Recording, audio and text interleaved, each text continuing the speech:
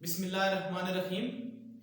अस्सलाम वालेकुम dear student, आज का हमारा जो टॉपिक है वो है स्ट्रक्चर ऑफ बेंजीन। तो इससे पहले हमने डिस्कस किया है बेंजीन का नोमेनक्लेचर और उसमें हमने देखा है कि बेंजीन का स्ट्रक्चर हम हेक्सागोनल स्ट्रक्चर ड्रा करते हैं। तो बेंजीन का हेक्सागोनल जो स्ट्रक्चर है उसमें तमाम की तमाम कार्बन कार्बन लेंथ सेम है। तो वो लेंथ क्यों सेम है और बेंजीन में सर्कल क्यों लगाते हैं, तो आज हम इसको डिस्कस करेंगे। स्टूडेंट्स, बेंजीन का जो स्ट्रक्चर है it is based on molecular orbital concept. तो इस कांसेप्ट के मुताबिक ये स्ट्रक्चर है। तो बेंजीन का जो स्ट्रक्चर है, सबसे पहले ये स्ट्रक्चर होता है planar hexagonal structure. Number 2, benzene के अंदर ये जो स्ट्रक्चर है ये क्यों प्लेनर हेक्सागोनल है, क्योंकि बेंजीन में हर कार्बन sp2 hybridized है। Each carbon in benzene is sp2 hybridized. Then angle and benzene, all the angle and benzene, all the internal angle inside the ring are 120 degree. Then bond lengths, benzene में जो bond length होती है carbon carbon की bond length that is 1.39 angstrom. Single bond की bond length भी 1.39 angstrom है और double bond की बॉन्ड लेंथ भी 1.39 एंगस्ट्रॉम है। बड़ा इंटरेस्टिंग है ये। उसके बाद कार्बन हाइड्रोजन की जो बॉन्ड लेंथ है वो 1.09 एंगस्ट्रॉम है। तो आपके सामने यहाँ पे बेंजीन का जो स्ट्रक्चर है, जो फाइनल स्ट्रक्चर है जो हम ड्रा करते हैं, this structure is regular hexagonal structure. Students, इस स्ट्रक्चर में आप देख सकते हैं कि इस स्ट्रक्चर में तमाम की तमाम लेंथ, चाहे वो सिंगल बॉन्ड हो या डबल बॉन्ड हो, वो तमाम लेंथ सेम है। यानी कि वो लेंथ कितनी है 1.39 एंगस्ट्रॉम। ये देखिए डबल बॉन्ड की बॉन्ड लेंथ, और ये कौन सी है सिंगल बॉन्ड की बॉन्ड लेंथ। और कार्बन हाइड्रोजन की बॉन्ड लेंथ 1.09 एंगस्ट्रॉम है। अब नॉर्मली हमने पढ़ा है कि जब कार्बन कार्बन डबल बॉन्ड की बॉन्ड लेंथ हम निकालते हैं तो कार्बन कार्बन डबल बॉन्ड की बॉन्ड लेंथ होती है 1.34 एंगस्ट्रॉम और कार्बन कार्बन ट्रिपल बॉन्ड की बॉन्ड लेंथ हम जब निकालते हैं तो कितनी होती है 1.20 एंगस्ट्रॉम और कार्बन कार्बन सिंगल बॉन्ड की बॉन्ड लेंथ कितनी होती है 1.54 एंगस्ट्रॉम। तो देखा जाए तो ना सिंगल बॉन्ड वाली बॉन्ड लेंथ है ना डबल बॉन्ड वाली बॉन्ड लेंथ है और ट्रिपल बॉन्ड वाली तो हो नहीं सकती। सो बॉन्ड लेंथ जो होनी चाहिए थी डबल बॉन्ड की 1.34 होनी चाहिए थी और सिंगल बॉन्ड की 1.54 होनी चाहिए थी, लेकिन ऐसा नहीं है। ऐसा क्यों है उसको डिस्कस करने के लिए हम ये टॉपिक पढ़ रहे हैं। ये जो 1.39 एंगस्ट्रॉम है बॉन्ड लेंथ, ये एक्सरे एनालिसिस ने भी इनको कंफर्म किया है। एक्सरे क्रिस्टल से या एक्सरे क्रिस्टलोग्राफी से इसको कंफर्म किया गया है। सो देखते हैं कि ऐसा क्यों है। सो सबसे पहले हम बेंजीन को देखते हैं कि बेंजीन में हाइब्रिडाइजेशन कैसे होती है। सो बच्चों, बेंजीन में जो कार्बन का एटॉमिक नंबर है वो 6 है। तो आपको पता है कि कार्बन के फर्स्ट शेल में जो इलेक्ट्रॉन है वो 2 है, जबकि सेकंड शेल में जो इलेक्ट्रॉन है वो 4 है। तो देखें 1s2 2s2 2px 2py 2pz। तो 2s में 2 इलेक्ट्रॉन, 2px में 1 इलेक्ट्रॉन और 2py में 1 इलेक्ट्रॉन, 2pz में कोई इलेक्ट्रॉन नहीं है। This is a ground state electronic configuration. So होता क्या है, one of the electron excite from 2s2, one of the electron excite from 2s2 2pz।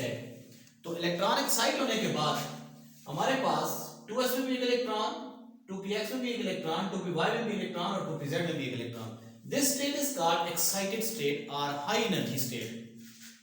तो एक्साइटेड स्टेट के बाद कार्बन में चूंकि हाइब्रिडाइजेशन sp2 होती है 6 के 6 कार्बन में, तो एक s और 2 p मिक्स हो जाते हैं और 3 ऑर्बिटल बनते हैं। इन 3 ऑर्बिटल्स को हम कहते हैं sp2 हाइब्रिडाइज्ड ऑर्बिटल। तो अब देखिए यहाँ पे 3 sp2 हाइब्रिडाइज्ड ऑर्बिटल बने हैं। ये तीनों के तीनों sp2 hybridised orbital 120 degree angle के लिहाज से अरेंज किए हुए हैं और ट्रायंगल मैनर में अरेंज किए हुए हैं। यहाँ पे आप देख सकते हैं कि जो p ऑर्बिटल की शेप होती है वो डम्बेल्ड होती है और s ऑर्बिटल की शेप स्फीरिकल होती है, जबकि sp2 हाइब्रिडाइज्ड ऑर्बिटल की जो शेप है ये डम्बेल्ड और s ऑर्बिटल की मिक्सिंग के बाद आती है हाफ डम्बेल्ड टाइप शेप बनती है।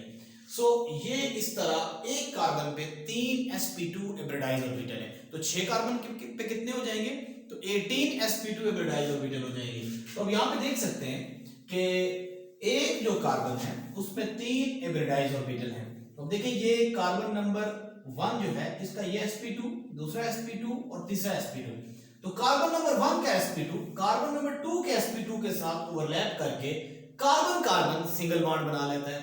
इसी तरीके से 6 के 6 कार्बन अपने नेबरिंग sp2 के साथ ओवरलैप करके बॉन्ड बना लेते हैं। यहां पे आप देखिए sp2 sp2 overlapping, sp2 sp2 overlapping, sp2 sp2 overlapping, sp2 sp2 overlapping, sp2 sp2 overlapping and sp2 sp2 overlapping.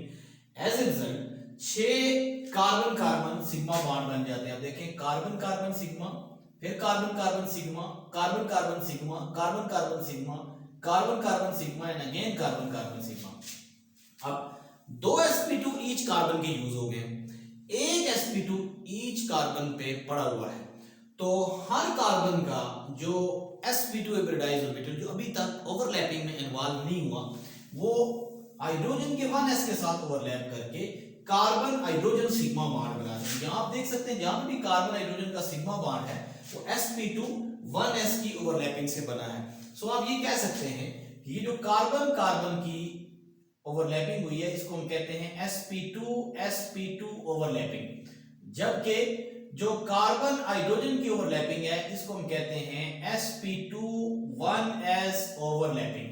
सो यहां पे आप देख सकते हैं कि this is a sigma framework, यानी यहां पे ये जो बॉन्ड बने हैं all these have sigma bond.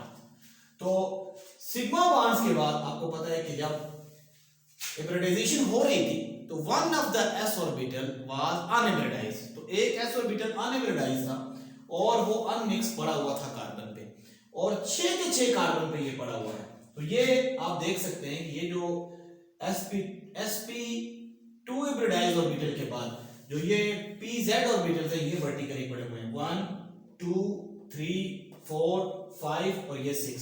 तो ये क्या करते हैं, ये भी ओवरलैप करते हैं। तो देखिए ये ओवरलैप जब करते हैं तो ओवरलैपिंग दो तरह की हो सकती है।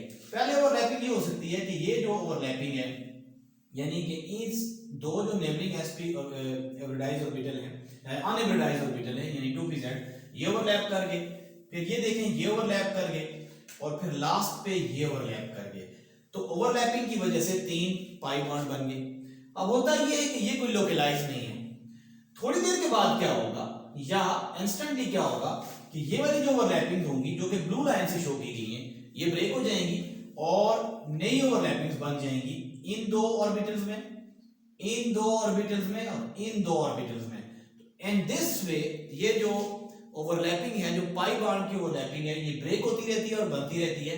और आप देख सकते हैं कि ये इस तरह की सिचुएशन आ जाती है कि जस्ट लाइक एक्ट कर रहा होता है एक सैंडविच, यानी कि सिग्मा फ्रेमवर्क एक सैंडविच है जिसके ऊपर आप लोग कह सकते हैं कि वो रोटेट कर रहे हैं कौन, पाई ऑर्बिटल्स। तो इसकी वजह से आप देखें ये दो पॉसिबिलिटीज हो सकती हैं कि जो पाई बॉन्ड्स हैं वो अपनी पोजीशन चेंज कर सकते हैं और जिसको हम रेजोनेंस कहते हैं, and this resonance is due to delocalised pi electron.